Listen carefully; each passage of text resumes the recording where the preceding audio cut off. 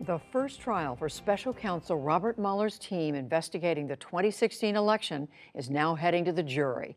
Prosecutors argue that documents prove that former Trump campaign chairman Paul Manafort willfully committed bank and tax fraud. Manafort's defense never called a witness, claiming the evidence points to clerical mistakes, not a crime. Amna Nawaz has the story. It's been 2 weeks filled with laying out detailed accounting records and a star witness whose credibility is in question.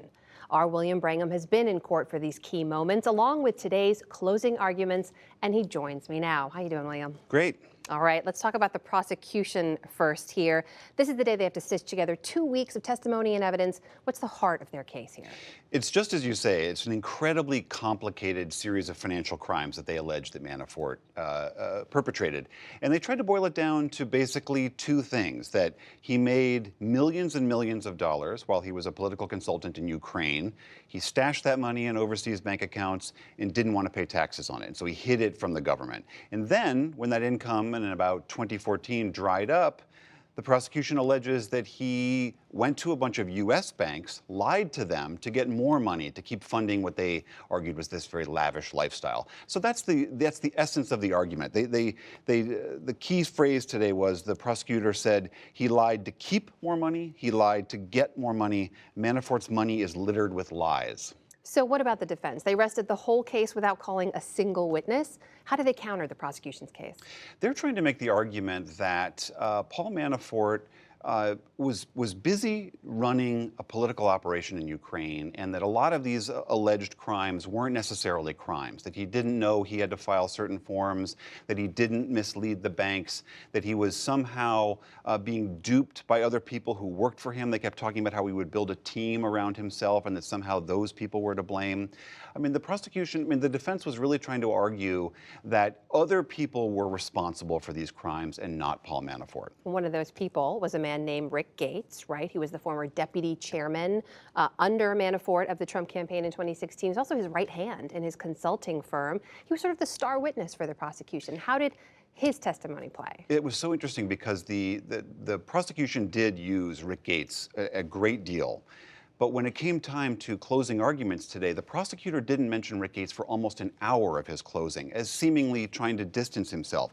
Meanwhile, the defense came in and said Rick Gates was the center of this. Rick Gates was actually embezzling from Paul Manafort. Rick Gates was lying on his taxes. Rick Gates was having a secret life and had an affair with a woman in London, and all of which were entered into the record and accurate. So they were trying to argue that Rick Gates really was the mastermind behind all of this, and that for the prosecution to lean so much of its case on Rick Gates was a fundamental flaw with their case. The interesting thing is that the prosecution in their closing today said, okay, the fact that Rick Gates may have had an affair with someone 10 years ago in London doesn't change the fact that Paul Manafort committed tax fraud. So they're trying to separate the two, saying our cooperating witness may not be an angel, but Paul Manafort is still guilty. I got to ask you, you're in the room there. Paul Manafort is also there watching his protege testify against him.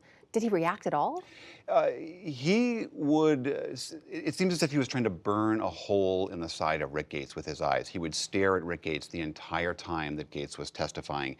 Gates, for his part, almost never looked at Manafort, but Manafort looked steely and angry and stoically sort of furious at Gates the whole time. It's worth pointing out now, big picture, the case is being brought by the same team working for special counsel Robert Mueller, right? The team looking into Russian interference in the 2016 election.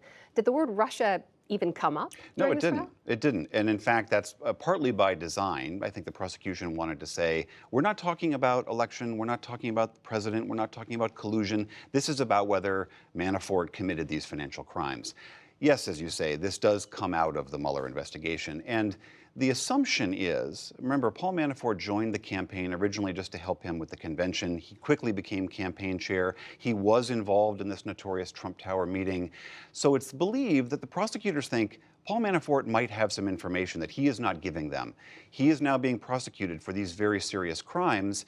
If he is convicted on these crimes, the prosecution theoretically could try to press him and say, tell us what you know, and we'll maybe go lighter on this sentencing. So closing arguments are now behind us. What's next? What's at stake for Paul Manafort?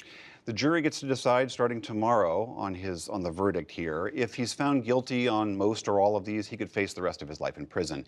He also has another trial coming up in the middle of September that's also related to similar financial dealings. That's happening here in Washington, D.C. So it looks pretty bad right now for Paul Manafort. I mean, there's a lot of charges stacking up against him, but yet we still don't know if he's going to be convicted on any of it. William Brangham, thanks. Good to talk to you. You're welcome.